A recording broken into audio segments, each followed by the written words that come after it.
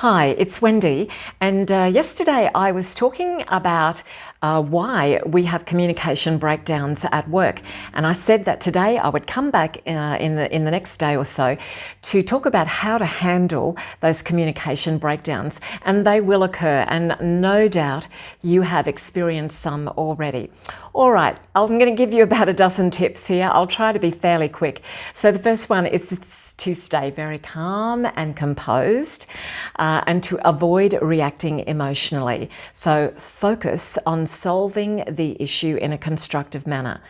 The next tip is to seek clarification. So if something is unclear or quite ambiguous, and we talked about that, ask for clarification. Perhaps that's all you need in order to ensure that things don't break down any further. So don't assume that you've understood and that you're completely sure about something.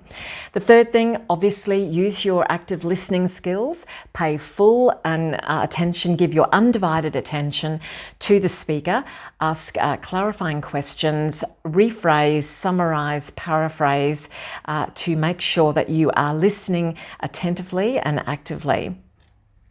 The fourth tip is, as I said, paraphrase and summarize. So repeat back what you've heard. I think this is a really useful tool because we can think we have understood something and the other person might think that you have understood as well too. It's only when we repeat back that information that we can be truly sure that we're both on the same page.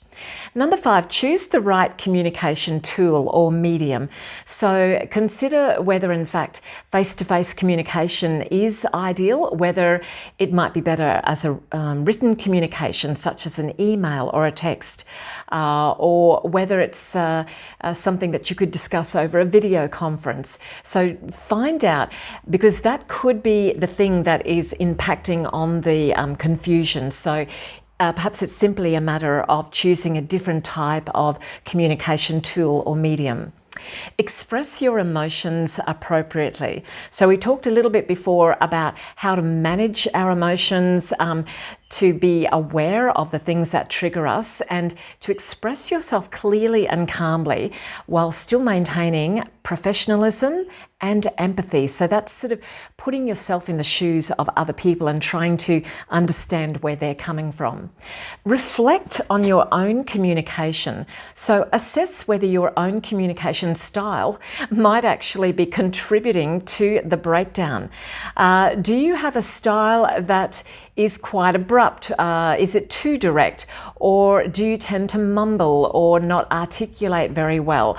Or do you tend to start talking and then break off one sentence to start another sentence? All of these things can actually, they can actually do harm in the conversation and not help you in avoiding those sorts of misunderstandings.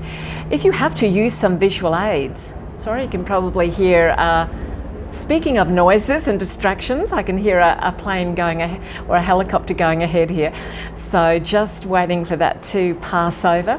Using visual aids. So if you are discussing complex topics, sounds like it's going to land in my backyard right now. Use visuals like charts or diagrams if it does help to enhance the understanding. Seek feedback. We talked about that before. So ask a colleague if they've understood things. Get feedback from other people. Is it the way you communicate? Is it, quite easily understood or not by other people? Address any misunderstandings promptly. Don't let them fester. Don't let things just, simmer along in a bad way. So address them as soon as possible to prevent even further misunderstandings. Provide constructive feedback to other people as well. If those breakdowns seem to be happening on a regular basis and are recurring, then clearly something is not right. So it needs to be addressed in a very constructive, very calm, very professional manner, avoiding any negativity or any blaming or scapegoating.